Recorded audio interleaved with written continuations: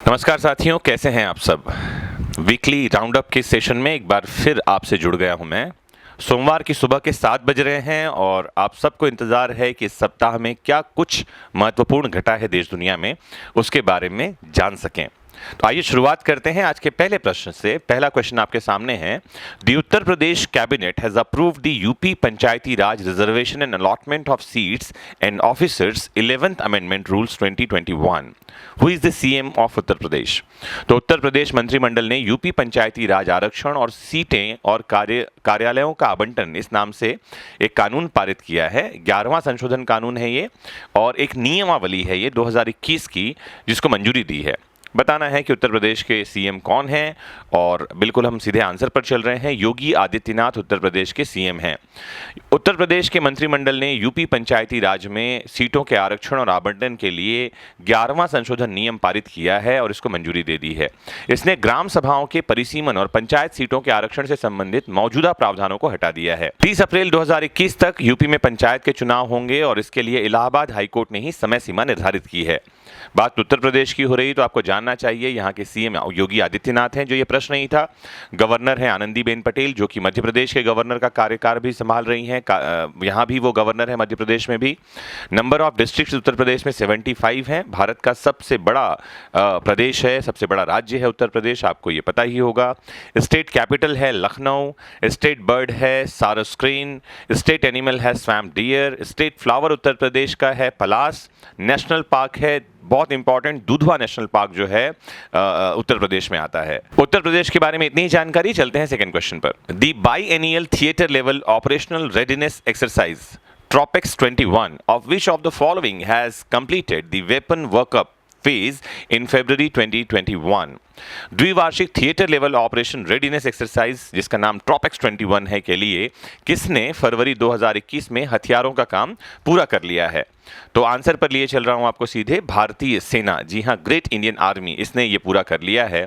और भारतीय नौसेना जो है, इसका सबसे बड़ा समुद्री अभ्यास जो है ये द्विवार्षिक थिएटर स्तर परिचालन तत्परता अभ्यास, जिसे आप हिंदी में कहेंगे, ट्रॉपिक्स 21 है। 10 फरवरी 2021 को हथियारों का काम पूरा कर लिया गया है। ये जो युद्ध अभ्यास है ये जनवरी में शुरू किया गया है और फरवरी के तीसरे सप्ताह तक ये जो समाप्त हो जाएगा। चलते हैं अगले प्रश्न पर। अगला प्रश्न आपके सामने है। The spacecraft Tian-1 of which country went into orbit around Mars in February 2021? हाल ही में मंगल की कक्षा में किस देश का अंतरिक्ष यान Tian-1 पहुंच गया है? तो ये चाइना का है, जानना चाहिए आपको। ये एक चाइनीज एयरक्राफ्ट है जिसका नाम है Tianwen-1। It went into orbit around Mars on 10th of February 2021. यह चीन का पहला कृत्रिम मंगल उपग्रह, आपको जानना चाहिए। The milestone makes China the 6th entry to get a probe to Mars. छठवां ये देश होगा जो मंगल के ऑर्बिट में पहुंचा है। इससे पहले United states, Soviet union, European space agency, India और यूनाइटेड अरब अमीराट्स, ये जो है मंगल की कक्षा में पहुंचने वाले देश हैं।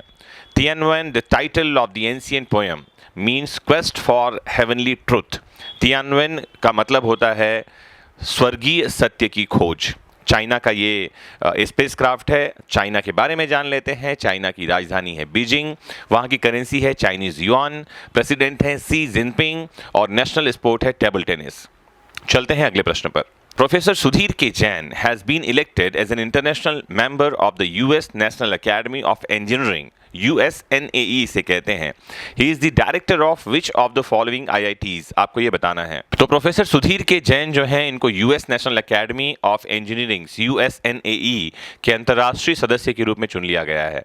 आपको बताना है कि ये किस IIT के डायरेक्टर यानी निदेशक रहे हैं। तो आपका आंसर है IIT गांधीनगर। IIT गांधीनगर गुजरात की जानी मानी IIT है और इसके निदेशक हैं प्रोफेसर सुधीर के जैन। इन्हें US national academy of engineering USNAE के अंतर्राष्ट्रीय सदस्य के रूप में चुना गया है। श्री जैन 2021 में चुने गए 23 अंतर्राष्ट्रीय मेंबर्स में से एक हैं। उन्हें 3 अक्टूबर 2021 को NAE की वार्षिक बैठक के दौरान औपचारिक रूप से शामिल किया जाएगा। श्री जैन को पद्मश्री सम्मान मिल चुका है और आपको यह भी जानना चाहिए कि USNAE के लिए चुने जाने वाले एकमात्र IIT निदेशक हैं श्री जैन। चलते हैं अगले प्रश्न पर। Manasa Varanasi was crowned VLCC Femina Miss India world 2020 in February 2021. From which of the following state does she belong?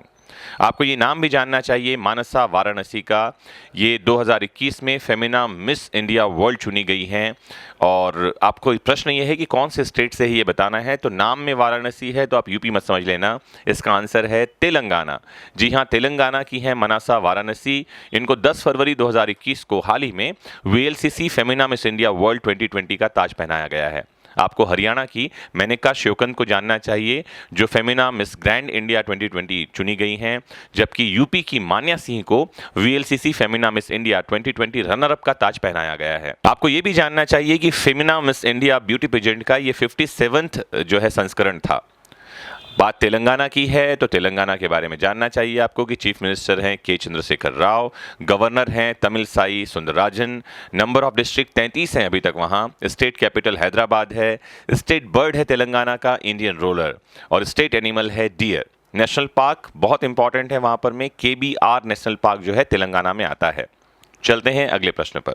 अगला प्रश्न आपके सामने है, Dickinsonia, India's only fossil of the world's oldest animal has been discovered in which state. Bharat में दुनिया के सबसे पुराने पशु डिकिसोनिया का एकमात्र जीवाश्म किस राज्य में खोजा गया है? तो आपको ये जानना चाहिए, मध्य प्रदेश में ये खोजा गया है। भारत के दुनिया के सबसे पुराने जानवर का एकमात्र जीवाश्म डिकिसोनिया मध्य प्रदेश के भीमबेटका रॉक शेल्टर्स में पाया गया है। शोधकर्ताओं ने डिकिसोनिया को ढूंढा है, जो लगभग 570 मिलियन साल पुराना हो सकता है। डिकिसोनिया एक बेसल जानवर का विलुप्त जीनस है, जो एडी एक्रन के अंत में रहता है।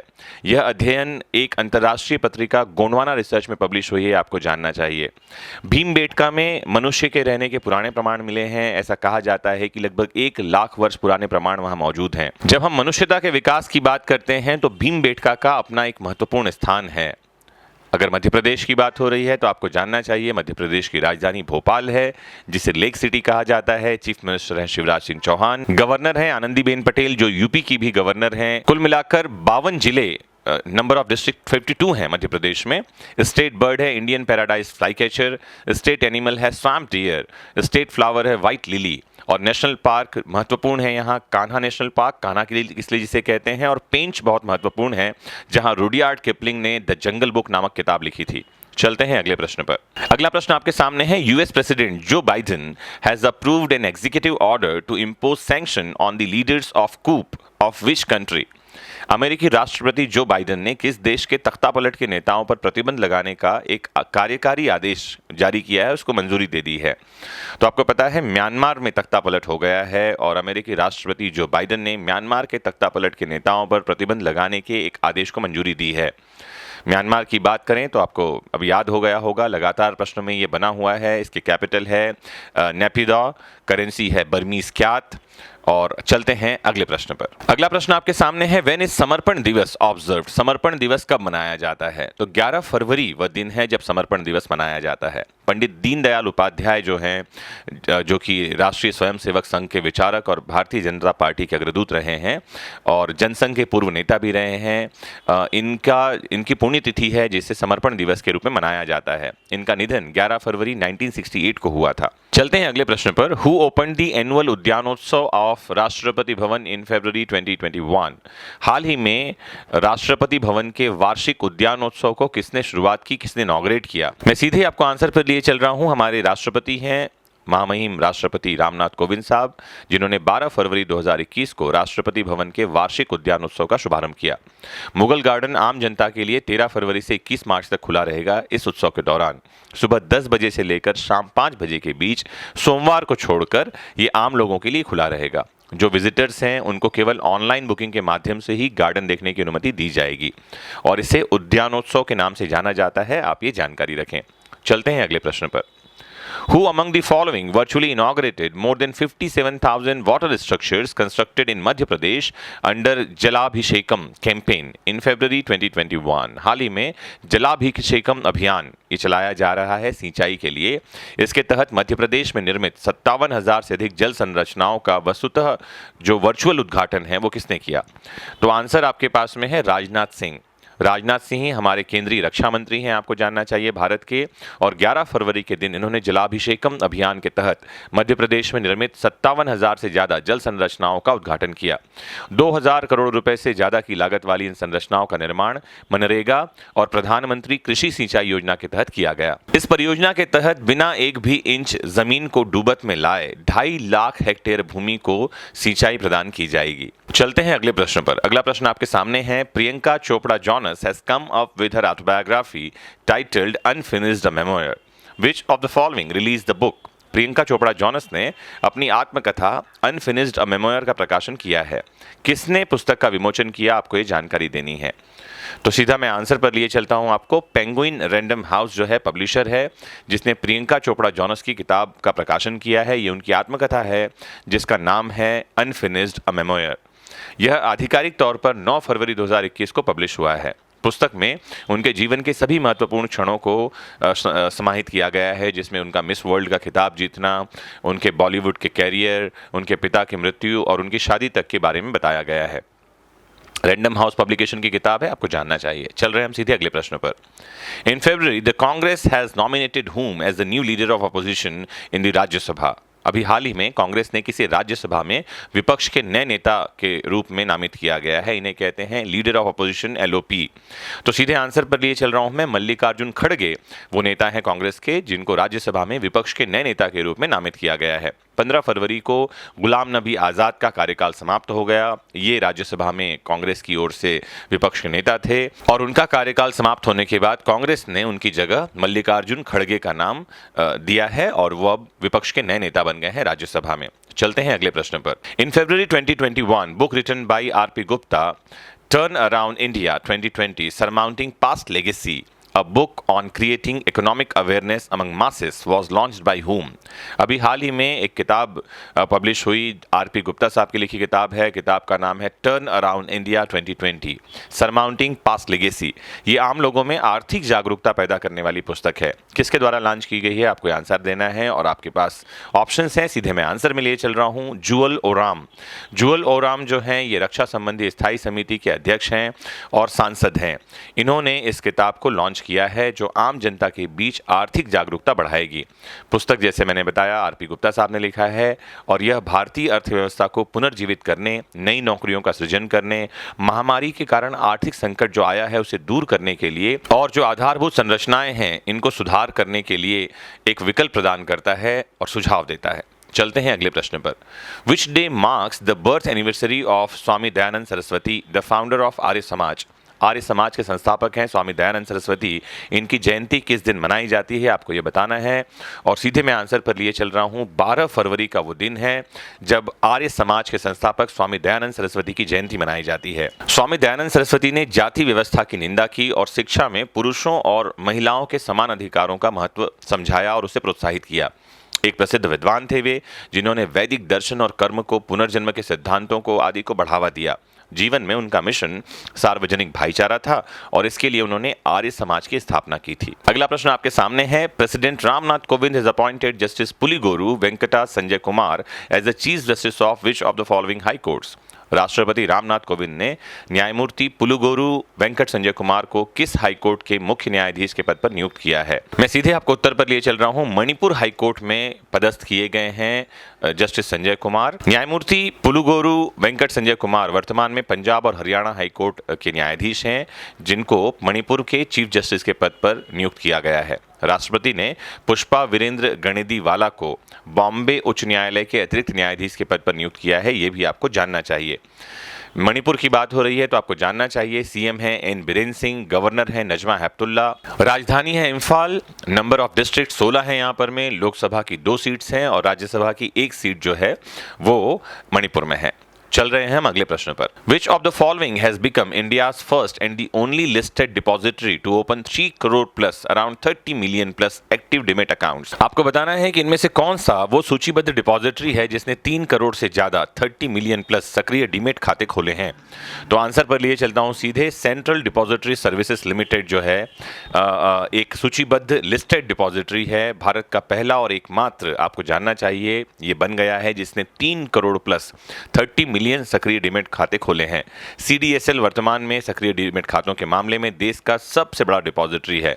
डिपॉजिटरी क्या होता है तो बताऊं, depository facilitates holding and transacting in securities electronically and facilitates settlements of trade on stock exchange. इसके माध्यम से आप जो है शेयर खरीदी बिक्री करते हैं।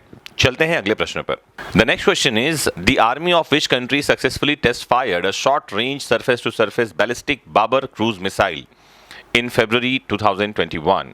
फरवरी 2021 में किस देश की सेना ने short range surface to surface ballistic Babur cruise missile, जिसका नाम IA है, इसका सफलतापूर्वक परीक्षण किया है? तो नाम से ही समझ में आ गया आपको, ये देश जो है पाकिस्तान है। तो पाकिस्तान की सेना ने 11 फरवरी को कम दूरी की सतह से सतह मार करने वाली बैलिस्टिक क्रूज मिसाइल IA का सफलतापूर्वक परीक्षण किया है।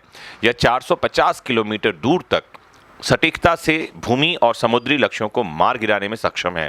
बाबर क्रूज मिसाइल IA को अत्याधुनिक multi tube missile launch vehicle से लॉन्च किया गया। पाकिस्तान की बात हो रही है तो आपको बता दूं, पाकिस्तान की राजधानी है इस्लामाबाद, करेंसी है पाकिस्तानी रुपी, नेशनल स्पोर्ट है फील्ड हॉकी, वहां के प्रेसिडेंट फिलहाल हैं आरिफ अलवी और प्राइम मिनिस्टर हैं इमरान खान। चल रहे हैं सीधे अगले क्वेश्चन पर। When is national women's day in India celebrated? Bharat में राष्ट्रीय महिला दिवस कब मनाया जाता है, आपको ये बताना है। हाल ही में मनाया गया 13 फरवरी को राष्ट्रीय महिला दिवस। आपको जानना चाहिए कि 13 फरवरी को भारत कोकिला सरोजनी नायडू का जन्मदिन होता है और उनकी जयंती ही मनाई जाती है महिला दिवस के रूप में। वह भारतीय स्वतंत्रता आंदोलन में सबसे अधिक मान्यता प्राप्त व्यक्तियों में से एक है और इन्हें भारत की पहली महिला राज्यपाल बनने का गौरव भी हासिल है। 1947 में वह संयुक्त प्रांत की गवर्नर बनी। आपको जानना चाहिए, पहली महिला गवर्नर। अब संयुक्त प्रांत को हम उत्तर प्रदेश के नाम से जानते हैं। तो ये 13 फरवरी का दिन आपको याद रखना चाहिए और राष्ट्रीय महिला दिवस ये भी आपको याद रखना चाहिए। चलते हैं अगले प्रश्न पर। Who has been elected as a prosecutor at the International Criminal Court in February 2021? फरवरी 2021 में अंतर्राष्ट्रीय आपराधिक न्यायालय में अभियोजक के रूप में किसे नियुक्त किया गया? सीधे मैं आपको आंसर पे लिए चल रहा हूं। एडवोकेट करीम खान को इंटरनेशनल क्रिमिनल कोर्ट में एज अ प्रोसिक्यूटर अपॉइंट किया गया है। Britain's Karim Khan has been elected as a prosecutor as the International Criminal court.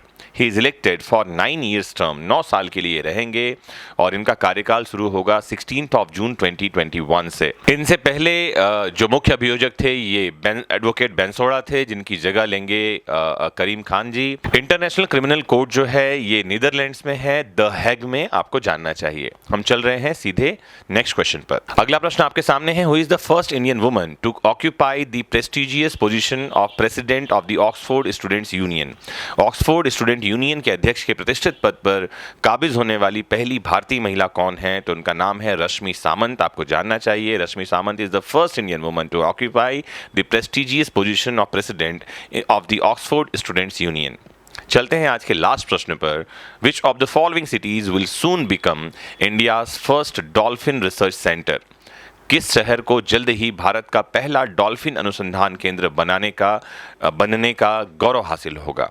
Answer मैं लिए चल रहा हूं, यह है पटना, बिहार की राजधानी। Patna will soon become India's first dolphin research centre. The society for the long awaited national dolphin research centre NDRC is likely to be formed within a month. तो बिहार जो है, आपकी जानकारी के लिए, दुनिया में जितनी भी नदी डॉल्फिन, रिवर डॉल्फिन पाई जाती है, उनका 50% पॉपुलेशन बिहार में पाया जाता है और यही कारण है कि जल्दी ही बिहार में डॉल्फिन अनुसंधान केंद्र बनाया जाने वाला है। तैयारियां शुरू हो गई हैं।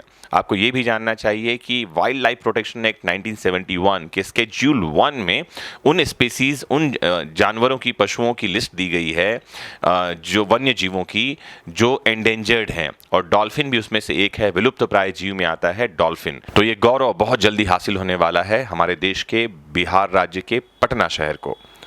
आज के current affairs weekly round up में यहीं रुकते हैं। अगले सोमवार फिर जुड़िए सुबह 7 बजे और समझेंगे करंट अफेयर्स से रिलेटेड महत्वपूर्ण बातों को, देश विदेश से जुड़ी घटनाओं को, और समझेंगे उनसे जुड़ी हुई कुछ महत्वपूर्ण जानकारियों को भी। आज के लिए इतना ही। जुड़े रहिए आपके अपने फेवरेट प्लेटफॉर्म से। लाइक, शेयर, कमेंट करना भूलना मत। Have a nice time.